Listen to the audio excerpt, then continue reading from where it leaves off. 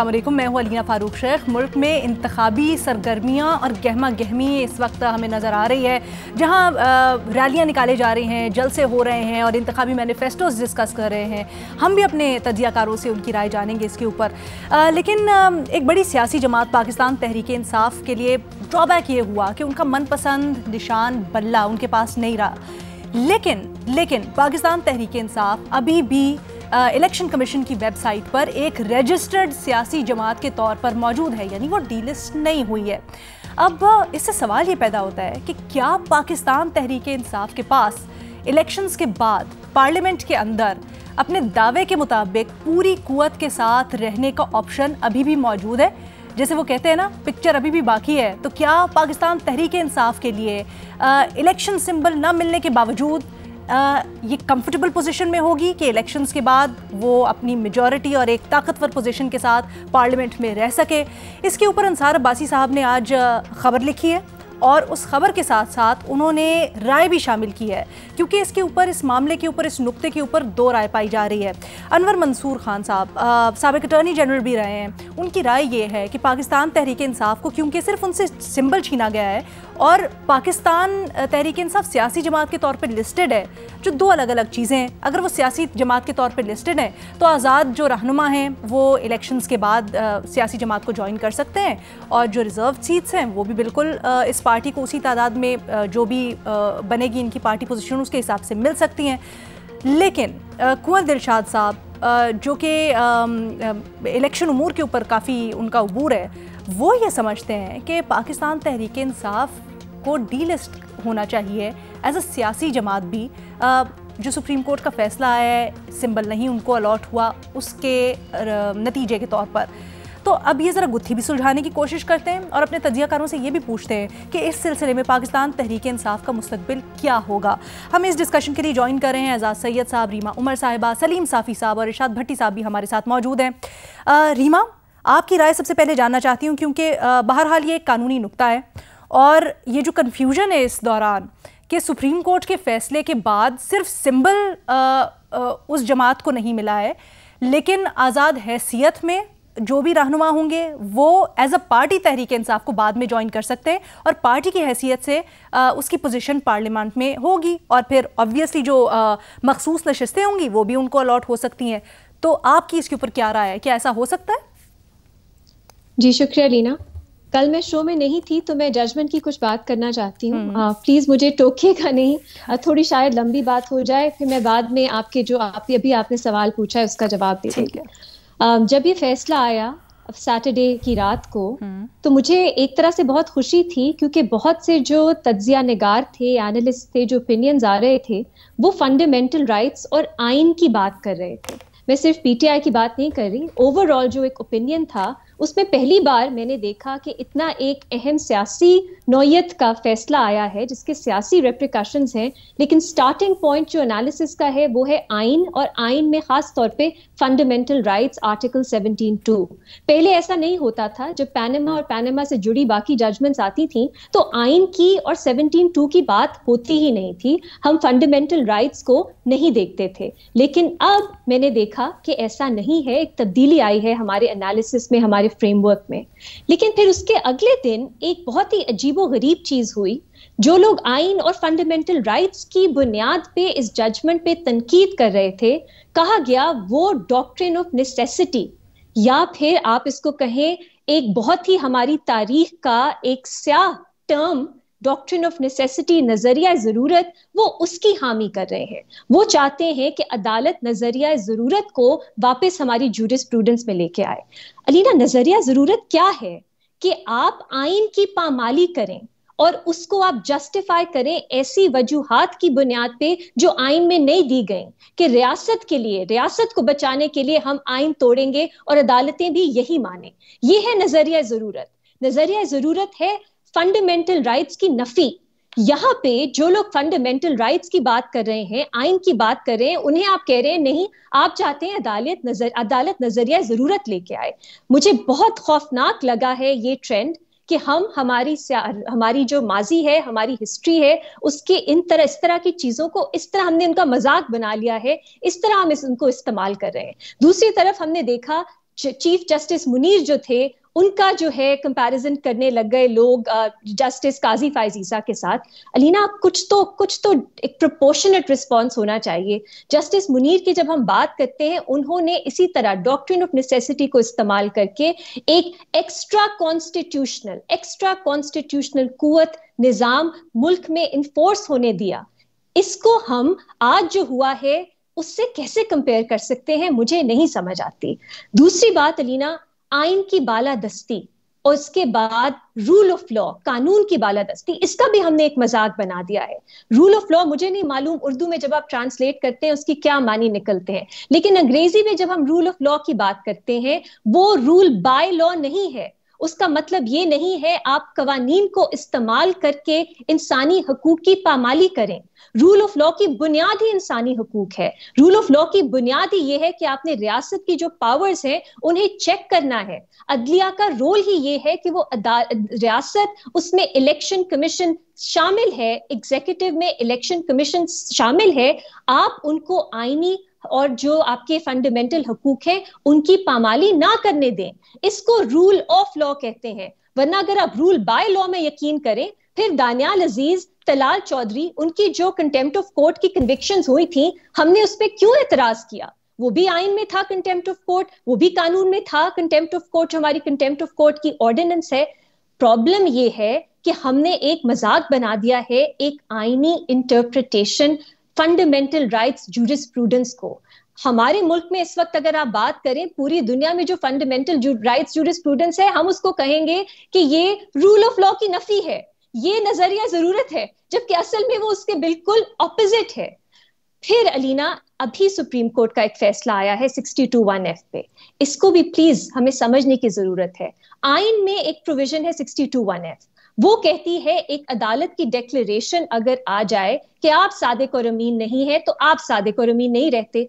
अदालत ने सिर्फ ये नहीं कहा कि ये लाइफ टाइम के लिए नहीं होगा, अदालत ने कहा क्योंकि ये फंडामेंटल राइट्स के खिलाफ है, हम आइन की ही एक प्रोविजन को इस वक्त एक तरह से सस्पेंड करते हैं जब तक पार्लियामेंट कानून साजी करके साफ साफ ये ना बताए वो कौन सी अदालत होगी, वो कैसी डिक्लेरेशन देगी, उस डिक्लेरेशन की कितनी मोहलत होगी।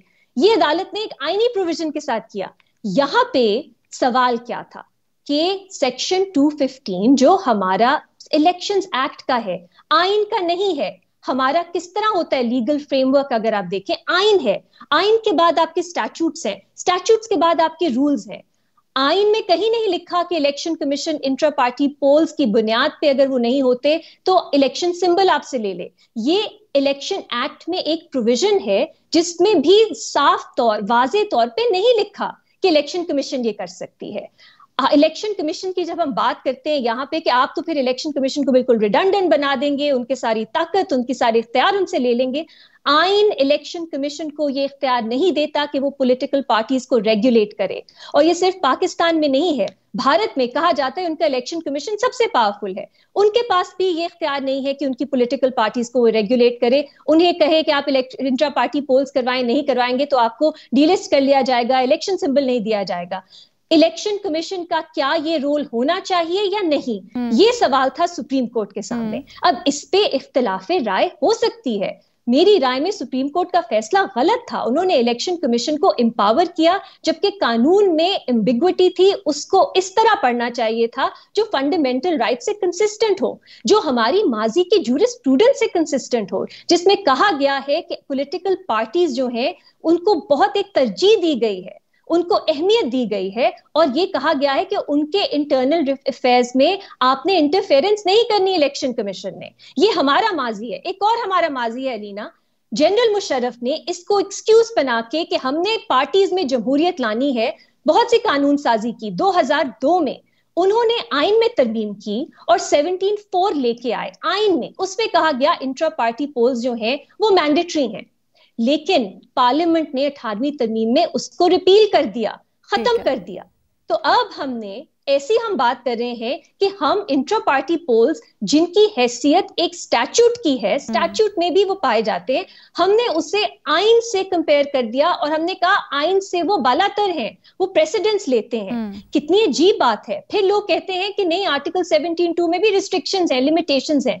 वो लिमिटेशंस सिर्फ आप तब ला सकते हैं अगर वो पाकिस्तान की इंटेग्रिटी या सॉवरेंटी के खिलाफ हो, ये लिखा है कानून में। तो अब मुझे बताइए, ये कानूनी तनकीद है फैसले पे, इसको आप नजरिया जरूरत कैसे कह सकते हैं? इलेक्शन कमीशन के रोल को इस पे बहस करें कि क्या हम इलेक्शन कमीशन को इतना एम्पावर करना चाहते हैं? क्या इलेक्शन कमीशन अब पार्टीज के जो इंटर पार्टी पोल्स है उसमें स्क्रूटनी कर सकेगी, उसमें इंक्वायरीज कर सकेगी? क्या ये जमहूरियत के लिए अच्छा है, बुरा है? इस पे बात करें। ये कहना कि ये नजरिया जरूरत है, वो जस्टिस मुनीर है, ये किस किस्म का डिस्कोर्स है हमारा जो हम देख रहे हैं हमारे टीवी पे, हमारे सोशल मीडिया पे? सो मुझे इससे सख्त इख्तिलाफ है, जजमेंट से भी इख्तिलाफ है और उसके बाद जो डिस्कोर्स है उससे भी इख्तिलाफ है। अनफॉर्चुनेटली उसी तरह की बातें नजर आ रही हैं जो पैनामा की वो जो जजमेंट्स थी उसके बाद हम देखते थे हमारे टीवी स्क्रीन्स पे और हमारे सोशल मीडिया पे। आई विश कि कल के पैनल में आप हमारे साथ हो सकते हैं। हमने इसके ऊपर बड़ी डिटेल में गुफ्तगू की और बहुत से पहलू उठाए, बट ये अच्छा है आपने अपनी राय भी क्लियर कर दी और आज इसके ऊपर मजीद वजाहत से भी बता दिया जो तनकीद हो रही है। बट ये बताएं कि जिस तरह से आप भी कह रही हैं कि अभी वजाहत से नहीं आया इस फैसले में इस सवाल का जवाब कि अगर सिंबल नहीं रहता तो फिर आगे क्या होगा, सिंबल रहना भी चाहिए, नहीं रहना चाहिए, तो क्या यही वजह है कि अब इनलिस्ट होना, डीलिस्ट होना पार्टी का ये भी एक मुअम्मा बन गया है? और आगे से अब ये जो सवाल निकल रहा है कि क्या इलेक्शंस के बाद आज़ाद हैसियत में तो नुमाइंदे लड़ रहे हैं पीटीआई के, लेकिन फिर पार्लियामेंट में जाके वो पीटीआई सियासी जमात से ही वाबस्ता होंगे और मखसूस जमात सीटें जो होंगी उसके ऊपर भी क्लेम अपना कर सकेगी पीटीआई? अलीना, मैं फिर से फंडामेंटल राइट्स की बात करूंगी तो हमारे मुल्क में तो फंडामेंटल राइट्स जूरिस्प्रूडेंस अब नजरिया जो जरूरत जूरिस्प्रूडेंस बन गई।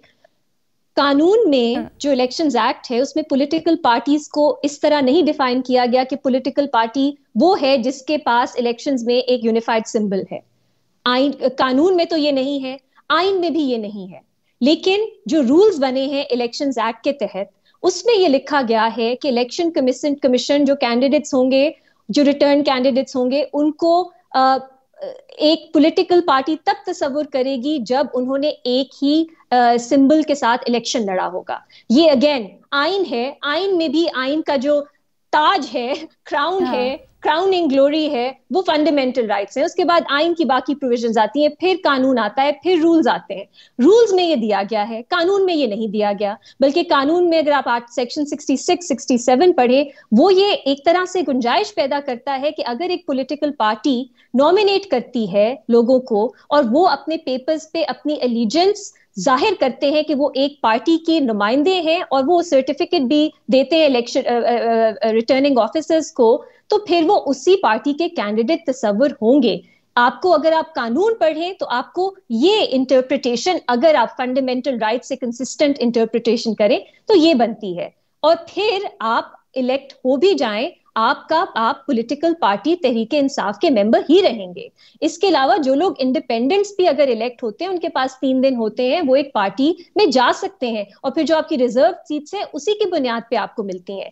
लेकिन इस वक्त जो मुल्क में माहौल है, हम कहेंगे रूल जो है वो डोमिनेट करेगा, क्योंकि रूल जो इलेक्शंस एक्ट का है उसमें ये लिखा हुआ है कि पॉलिटिकल पार्टी उसको तस्वुर किया जाएगा जो एक यूनिफाइड सिंबल पे इलेक्शन जीत के लोग आए हैं। तो फिर इसलिए मैं कहूंगी अभी भी एम्बिग्विटी है, लेकिन फंडामेंटल राइट्स को सुपरसीड करना चाहिए। आपने चले सिंबल तो ले लिया, लेकिन उसके बाद जो कॉन्सिक्वेंसेस हैं वो थोड़े प्रोपोर्शनेट करें कि पार्टी को मजीद नुकसान ना हो, पार्टी के जो वोटर्स हैं उनको मजीद नुकसान ना हो। इस तरह की इंटरप्रिटेशन होनी चाहिए। लेकिन अब आप देख लीजिए इसको क्या क्या कहा जाएगा, जिस तरह की बहस आजकल, जिस तरह का डिस्कोर्स बना हुआ है, कहने पे क्या कहें, बहुत से लोग बहुत सी चीजें कहते हैं। एक और बात, छोटी सी बात मैं ऐड करूं, छोटी सी, इस कंफ्यूजन को बढ़ाने में पीटीआई का भी बहुत बड़ा रोल है, क्योंकि अदालत में भी, और अदालत का जब फैसला आया, उनके जो अब चेयरपर्सन हैं या गौहर खान साहब, उन्होंने भी ये कहा कि अब हमारे कैंडिडेट्स इंडिपेंडेंट हो गए, हमसे रिजर्व सीट्स ले ली गए। तो अब अगर वो ये दावा करेंगे कि ऐसा नहीं है, उनको भी एक्सप्लेन करना पड़ेगा कि पहले उन्होंने ये एक्सट्रीम पोजीशन क्यों ली। ओके सलीम साफी साहब, क्या आपको लगता है ये मामला भी अब अदालत जाएगा और वहां पर जाकर रिजॉल्व होगा, या ये महज इत्तेफाक है कि मरियम नवाज साहिबा एक दिन पहले कहती हैं कि एक दहशतगर्द जमात है और उससे मुतल्लिक बड़ी तनकीद करती हैं और फिर अगले दिन सवाल उठ जाते हैं? नहीं, देखिए, जो मैं ख़ुद तो लॉ को नहीं समझता, इसमें दो राय आई हैं, एक अनवर मंसूर साहब की है और एक कंवर दिलशाद साहब की है, और कॉमन सेंस तो ये कहता है कि कंवर दिलशाद साहब की राय दुरुस्त है। तो मैं तो उन दोनों की राय में से कंवर दिलशाद साहब की राय के साथ। ठीक है, लेकिन सर मैंने आपसे सवाल इसीलिए किया कि क्या आपको लगता है ये भी अब मामला अदालत जाएगा या फिर चीज़ें अभी सॉर्टेड हैं अभी के लिए एटलीस्ट? ये तो अब पीटीआई वालों की मर्जी होगी कि वो अदालत जाते हैं या कि नहीं जाते हैं। अब पीटीआई वाले क्या करते हैं ये तो उनके इरादे का तो पहले से इल्म नहीं होता। आजकल पीटीआई की जो सूरत हाल है वो आप जानती हैं बखूबी। सर क्या ये महज इत्तेफाक है कि मरियम नवाज ने कल पीटीआई को एक दहशतगर्द जमात कहा और फिर अगले दिन ये सवाल उठ गए, या कुछ पीछे चल रहा है? नहीं, वो तो फैसले के बाद उन्होंने कहा। अच्छा। फैसले से पहले तो नहीं कहा था। तो फैसला तो 2 दिन पहले आया हुआ था और कल उन्होंने उनको कहा। ये तो खैर वो तो सियासतदान हैं, एक दूसरे को इस तरह के अलकाबात से नवाजते भी रहे हैं माजी में भी और आइंदा भी नवाजेंगे। लेकिन इसके साथ साथ एक आपने देखा कि पीटीआई की तरफ से जो ट्रोलिंग हो रही है जस्टिस पायजीसा साहब की और उनके साथियों की, लेकिन बिलखसूस जस्टिस पायजीसा साहब की, अब देखें, एक तो लोग ये चीज़ मद्देनज़र नहीं रखते कि जिस तरीके से अभी अलीन बात हो रही थी इससे पहले कि उसको नज़रिया ज़रूरत करार देना दुरुस्त नहीं है, तो इसी तरह फायजीसा साहब को साकिब निसार के साथ या उमर अता बंदियार के साथ मिलाना भी ज़्यादती है। इनकी जो हिस्ट्री रही है और रिसेंट पास्ट में उन्होंने जो डिसीजन किए हैं, तो उसमें आपने देखा कि वो जिस तरह एजाजुल हसन और वो दूसरे नकवी साहब किस तरह स्क्रूटिनी से भाग गए और इस्तीफे दे दिए, और जस्टिस फायजीसा वो वाहिद जज है कि जो स्क्रूटिनी से गुजर गए हैं। अच्छा सर, कल भी आपने इसके ऊपर बात की, आपने बड़ी अच्छी तरह तफसील से हमें बताया भी। नहीं, मैंने कल उस पर बात की, लेकिन कल का मौजू आज दोबारा ताज़ा हो गया ना। अच्छा नहीं कल का मौजू दोबारा ताज़ा हो गया। बड़ा डाइग्रेस कर जाते, वो तो कल रीमा नहीं थी पैनल पे, इसलिए मैंने उनको थोड़ा टाइम दे दिया। अब ये बताए ना पीटीआई का मुस्तकबिल क्या होगा? मुस्तकबिल के आप हमसे मुस्तकबिल पे जो बात करना चाहती है तो हम नजूमी नहीं है। Okay sir. अब मसलन मुझे क्या पता है कि भाई इमरान खान साहब के दिल में क्या है कि वो अदालत में चैलेंज करना चाहते हैं या नहीं करना चाहते हैं, ये तो नजूमी वाला दिल का नहीं पता ना। लेकिन आप लोग दारुल हुकूमत में बैठे हैं, बड़ी सियासी गहमा गहमी होती है, वहाँ पे चालें चल रही होते हैं, सब सोच रहे होते हैं, गौर व फिक्र कर रहे होते हैं क्या है, तो खबरें आप तक पहुंच जाती हैं। हम बकौल भट्टी के, लेकिन हम उस पार्टी की बात कर रहे हैं। अच्छा। कि जो जब अपना इलेक्शन मुबैना तौर पर कर रही थी तो उसका भी किसी को बनक उन्होंने नहीं पड़ने दी। अच्छा। और एक सिर्फ अखबार में खबर आया था कि हो सकता है कि आज उनका इलेक्शन हो जाए। वो इलेक्शन अपना इलेक्शन अमल भी पेशावर शहर और पेशावर में जाके फिर चमकनी में चोरी छुपे करते हैं। लेकिन सर तो जो अपने पार्टी का इलेक्शन चोरी छुपे करते हैं तो वो अदालत में जाने या न जाने के मामले पे हमसे मशवरा करेंगे। अलबत्ता भट्टी साहब मेरे ख्याल में राब्ते इनके हैं पीटीआई के अंदर, तो ये आपको बेहतर बता सकते हैं। चले एक ब्रेक लेते हैं, फिर वापस आते हैं, भट्टी साहब से भी पूछते हैं, एजाज से भी पूछते हैं कि क्या चल रहा है वहाँ पर, एक ब्रेक के बाद। क्या इलेक्शन सिंबल ना मिलने के सेटबैक के बावजूद पाकिस्तान तहरीक इंसाफ पार्लियामेंट में एक स्ट्रॉन्ग पोजीशन से आ सकती है, और ख़ासकर जब पाकिस्तान तहरीक इंसाफ से वाबस्ता नुमाइंदे इलेक्शंस के बाद जाएंगे पार्लियामेंट में, तो मखसूस नशिस्तों के ऊपर भी वो अपना हक के दावा कर सकेंगे? ये हमारा सवाल है, अपने तजियाकारों से ज़रा समझ रहे हैं। भट्टी साहब ये भी बताइएगा कि ख़ासकर अब इस सवाल का उठना ये बड़ा नेचुरल है, ये मुअम्मा था जो कि अब उठ के सामने आ रहा है, या फिर कहीं ना कहीं बात पाकिस्तान तहरीक इंसाफ के ख़िलाफ़ भी जा सकती है, बात डीलिस्ट होने तक जा सकती है पार्टी के? जी मैडम शेख, जा सकती है। पहली बात तो ये है कि टेक्निकल इश्यूज़ भी, ये जो छोटे 2-4 टेक्निकल इश्यूज़ रह गए हैं ये भी सॉल्व हो जाएंगे। जब इतना कुछ हो चुका है मैडम शेख, और इतने इश्यूज़ जो सीधे साधे और बड़े बड़े इश्यूज़ थे, यानी जिनके बारे में सोचा नहीं जा सकता था आज से 1-2 साल पहले या किसी इलेक्शन से पहले, वो अगर सॉल्व हो चुकी हैं तो ये 2-4 टेक्निकल इश्यूज़ सॉल्व हो जाएंगे। दूसरी बात, इन कानून दानों ने इमरान खान साहब को और उन लोगों को तहरीक इंसाफ की जो पार्टी में वो लोग जो कहते थे कि कौमी असम्बली से ना निकलें, सूबाई असम्बलियाँ ना तोड़ें और फ़ौज से लड़ाइयाँ ना करें और ये ना, तो इन कानून दानों में से कुछ कानून दान ऐसे हैं जिन्होंने उस वक्त भी मरवाया, अब भी मरवा रहे हैं और अब पार्टी पर भी उनका कब्ज़ा है और आपस में भी लड़ रहे हैं और लड़ाई को एक ऐसी तरह ले जा रहे हैं कि इस तरह लड़ रहे हैं कि जो जीती हुई चीज़ है वो भी हार रहे हैं। तीसरी बात मैडम शेख के आप आपने कहा ना कि ये टेक्निकल इशू, ज़रा सूरत हाल तो देखें। सिलेक्शन 2024 सर पर है, 8 फरवरी को सिलेक्शन 2024, और शुक्रिया सुप्रीम कोर्ट के 3 रुकनी बेंच का जिन्होंने एक स्याह-तरीन फैसला दिया और जो तारीख के कूड़ेदान में सबसे ऊपर पड़ा होगा, और ऐसा फैसला जिसने करोड़ों वोटरों को का सवा सत्यानाश कर दिया। जो एक पता नहीं डब्बा बंद किस्म की जमहूरियत सी उसका ताबूत ठोंक दिया और वोट की इज्जत, सिविलियन बालादस्ती, जो सारे आइन के साथ खड़ा होना और सारा जो एक पीछे से नैरेटिव था वो उसको खुद ही जनाजा पढ़ा दिया। और मैं ये बिल्कुल एग्री करता हूँ कि जस्टिस बंदयाल साहब और साकिब निसार साहब से फ़ायज़ ईसा साहब का मवाजना नहीं बनता। इन्होंने बहुत आगे बहुत बड़ा फ़ैसला दिया है और अभी 10 महीने बाकी हैं, लोग याद रखेंगे इनको। अच्छा मैडम शेख, ज़रा सूरत हाल देखें जी। सिलेक्शन 2024 के लिए नवाज शरीफ साहब एंड कंपनी एंड जरदारी साहब एंड कंपनी के मुल्क की सबसे बड़ी सियासी जमात के टुकड़े टुकड़े हो चुके हैं। और ये मैं ज़रूर बताता चलूँ कि कुछ ਉਂਝ भी रामा औखियाँ सन, कुछ सानू मरन दा शौक भी सी। सियासी हमाकतें और गलत सियासी फैसले तहरीक इंसाफ की अपनी जगह, लेकिन बाकी जो कुछ हुआ वो भी अपनी जगह। तो सबसे बड़ी पार्टी के टुकड़े टुकड़े हो चुके, इनकी जो सबसे बड़ी सियासी पार्टी थे उसके, इनकी ज़िंदगियों के सबसे बड़े सियासी हरीफ जो इनके और इनके जानशीनों के गद्दी जो हैंड ओवर के दरमियान वाहिद रुकावट था, वो 200 मुकदमों के साथ जेल में है इमरान खान। और सुप्रीम कोर्ट का शुक्रिया कहती वो बल्ला भी वापस ले लिया। जल्द से जुलूस छोड़ें, कॉर्नर मीटिंग्स भी नहीं है। उम्मीदवार गिरफ्तार, तजवीज़ कुनिंदे गिरफ्तार, तायद कुनिंदे गिरफ्तार, कागजात हवा में कभी छीने जा रहे हैं तो कभी पाए जा रहे हैं। मतलब ना पार्टी हेड मौजूद, ना पार्टी मौजूद, ना प्लेइंग फील्ड मौजूद, ना बल्ला मौजूद। मैडम शेख, एक तरफ पूरी ब्यूरोक्रेसी इंतज़ामिया, ये कल एक जलसा हुआ था एक जगह, एक छोटी सी जलसी, जिसमें उस जलसी में स्कूल और कॉलेजेस में छुट्टी कर दी गई थी। डिप्टी कमिश्नर साहब बहादुर ओकाड़ा ने 11:30 बजे हाफ छुट्टी कर दी थी कि आप भी पहुँचे जलसे में, और व्हाट्सएप पे मैसेजेस भी सुना जा रहा है कि भेजे गए थे। तो एक तरफ पूरी इंतज़ामिया और पुलिस साथ है और फैसिलिटेट कर रही है, दूसरी तरफ कॉर्नर मीटिंग भी नहीं हो पा रही। मैडम शेख, आपका सवाल है कि ये अब क्या होगा?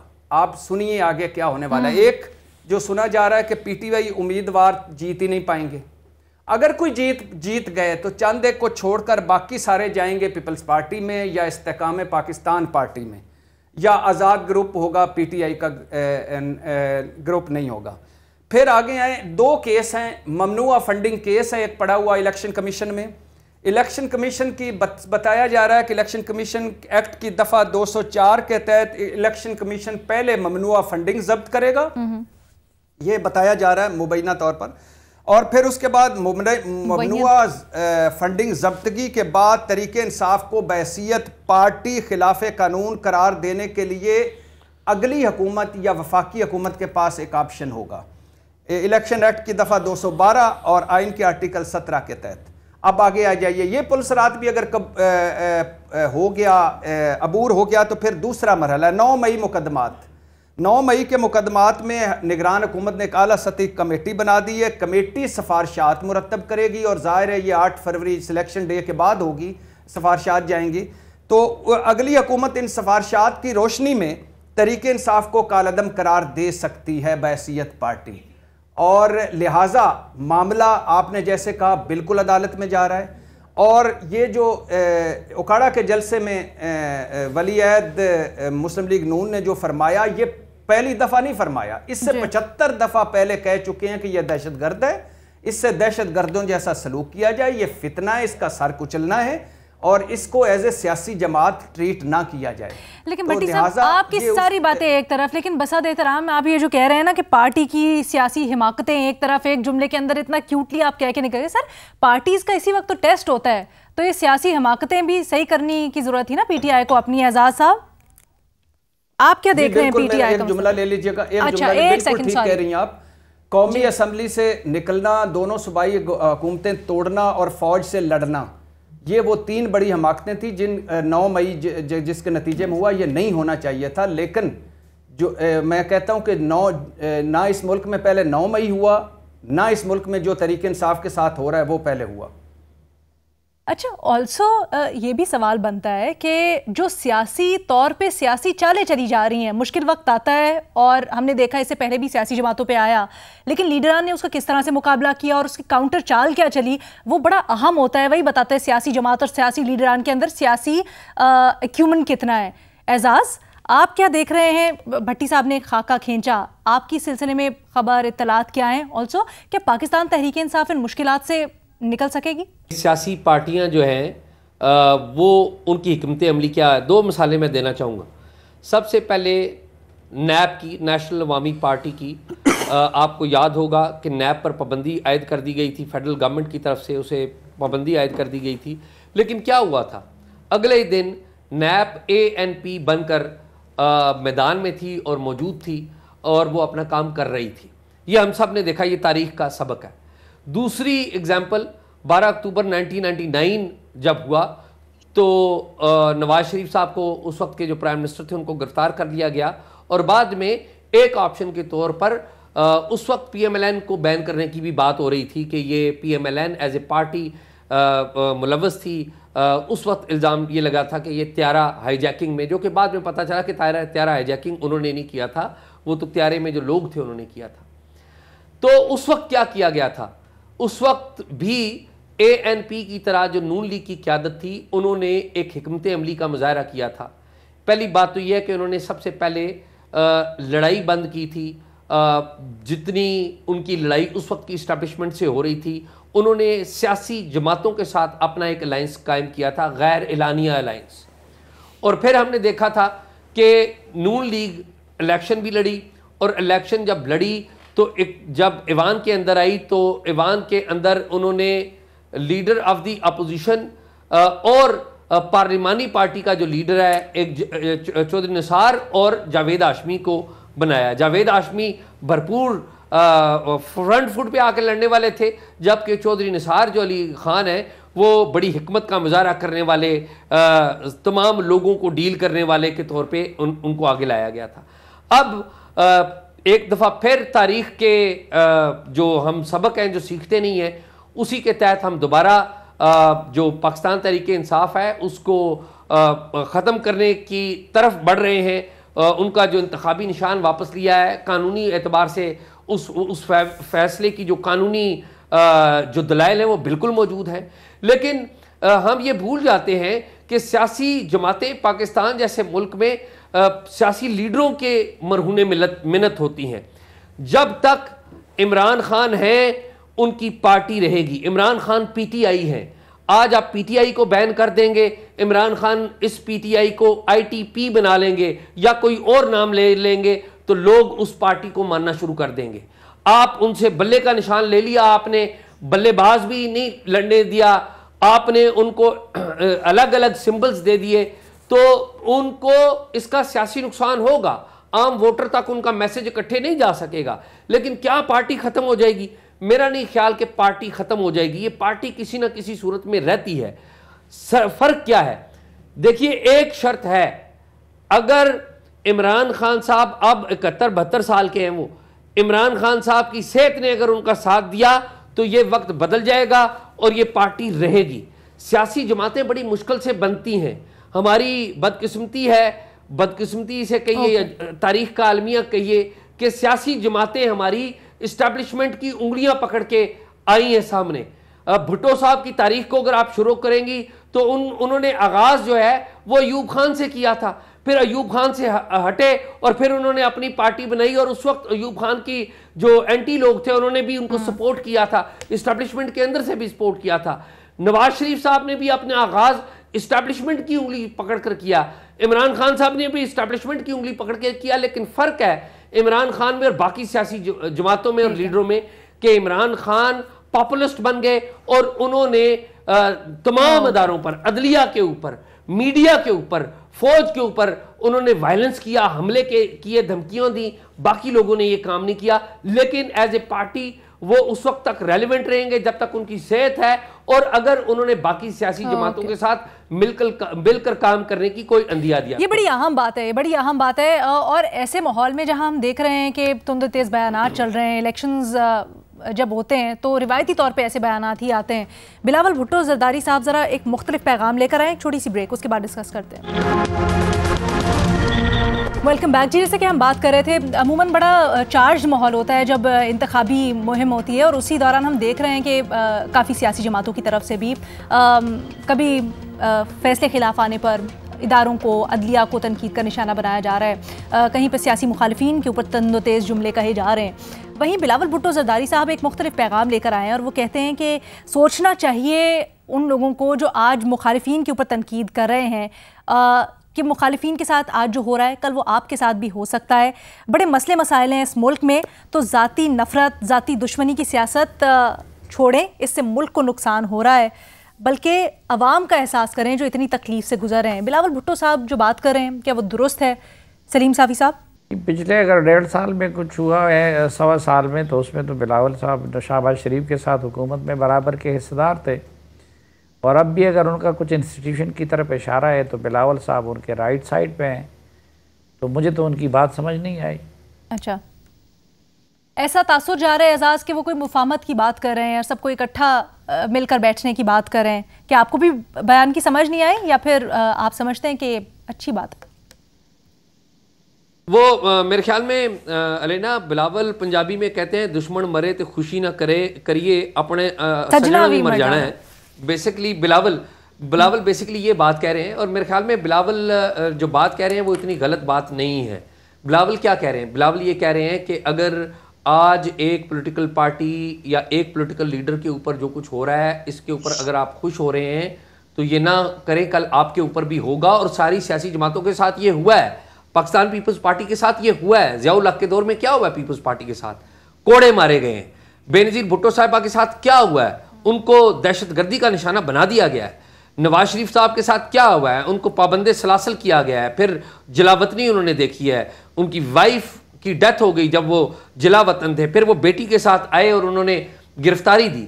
तो ये सारी सियासी जमातों के साथ हुआ है, पीटीआई के साथ भी आज हो रहा है। आज जो पीटीआई के साथ हो रहा है अफसोसनाक है, अब बिल्कुल अफसोसनाक है, लेकिन ये भी एक हकीकत है कि जो कुछ आज हो रहा है उसका एक जिम्मेदारी खुद पीटीआई की क़यादत और पर्टिकुलरली खान साहब के ऊपर भी आयद होती है। एक बात, दूसरी बात, एक लाइन जल्दी से कर लीजिएगा, एक लाइन ही रखिएगा। ये इतनी गंदी, इतनी बुरी खबरें, इतनी बुरा माहौल। एक अच्छी खबर मैं एक अच्छी मंजरनामा जरूर बयान करूंगा कि आज टेलीविजन चैनल्स के ऊपर मैंने 2 मंजर देखे और मुझे दोनों मंजर बड़े अच्छे लगे। एक मैंने देखा है, आसिफा भुट्टो आज तकरीर कर रही थी कराची में, ठीक है, और वो गाड़ी से निकली और वो कैमरों के सामने आई और मुझे लगा जिस तरह बेनजीर भुट्टो आई हैं। और मैंने लाहौर में देखा कि मरियम नवाज साहिबा वो अपनी कैंपेन है वो लीड कर रही हैं और लोगों के गोल दर गोल आ रहे हैं। तो मुझे बड़ा अच्छा लगा कि हमारी ख्वातीन मरियम नवाज में आ रही हैं, बढ़ चढ़ के हिस्सा ले रही हैं, ठीक है जी। और आसिफा के तो जिस तरीके से आई है बहुत अच्छी। ठीक है भट्टी साहब, काश मेरे मुल्क की हर आसिफा को आसिफा भुट्टो जरदारी जैसे मौके मिलें, काश मेरे मुल्क की हर मरियम नवाज को मरियम नवाज जैसे मौके मिलें और उनको भी वही स्टेज मिले, वही इज्जत मिले, वही मकाम मिले। काश मेरी बाकी ख़वातीन भी वो भी ऐसे ट्रीट हों जैसे भुट्टो फैमिली की ख़वातीन या हाउस ऑफ शरीफ की ख़वातीन। दूसरी बात मैडम शेख, वो जो शेर है मियाँ मोहम्मद बख्श का, उसका पहला मिसरा भी बड़ा अच्छा है, दुश्मन मरे ते खुशी ना करिए सजना भी मर जाना। दूसरा उससे भी अच्छा है, दीगर ते दिन होया मोहम्मद ओड़क ओड़क नू डूब जाना, यानी दीगर यानी असर पर दिन आ गया है, इसने गरूब हो जाना है। मैडम शेख, बिलावल भुट्टो पे 100 एतराज़ किए जा सकते हैं कि वो इस सिस्टम का हिस्सा हैं और जब उन्हें बोलना चाहिए था बहैसियत वज़ीर ख़ारजा और जहाँ जहाँ बोलना चाहिए था वहाँ नहीं बोले, लेकिन बात वो ठीक कर रहे हैं कि मुल्क कौम गया भाड़ में, इस वक्त जो कुछ मुल्क के साथ हो रहा है, यानी जो नफरत, जो तकसीम है, जो मुआशी आइनी अदालती बुरहान है, और जिस तरह मुतनाज़ तरीन हालात हैं, और जिस तरह हम पूरे बंद गली में हैं, खुदा के लिए सोचने वाले सारे मिलकर सारे जिस तरह से जो माहौल है इतना पोलराइज है कि आपको लगता है इसमें अवाम को ये टच करेगा, पैगाम उनकी दिल को भाएगा ये? नहीं मैडम शेख, नहीं। अच्छा, हो सकता है 2-4% को, 1-8% को, लेकिन चूंकि बिलावल भुट्टो एक पार्टी हैं, इसलिए उनको एज ए पार्टी लिया जाएगा, कोई उन पर एतबार नहीं करेगा। साफी साहब, देखिए बात अच्छी है, दुरुस्त है, लेकिन बिलावल को ज़ेब नहीं देता। अगर उनका इशारा पीटीआई की तरफ है तो पीटीआई अपने साथ जो ज़्यादतियाँ समझती हैं, एक हुकूमत से महरूमी है, उस अमल में भी बिलावल साहब शामिल थे, और दूसरा अदालतों के फ़ैसले हैं जिनको पीटीआई अपने साथ ज़्यादती से ताबीर करती है। तो हर अदालती फ़ैसला बशमूल बल्ले का फ़ैसला उसको बिलावल साहब ने वेलकम किया है, तो फिर पता नहीं वो किस चीज़ की तरफ इशारा कर रहे हैं कि खुशी नहीं मनानी चाहिए। आपको बात समझ नहीं आई बिलावल की। ठीक है जी, आज के प्रोग्राम से इतना ही, इजाज़त दें, अल्लाह हाफ़िज़।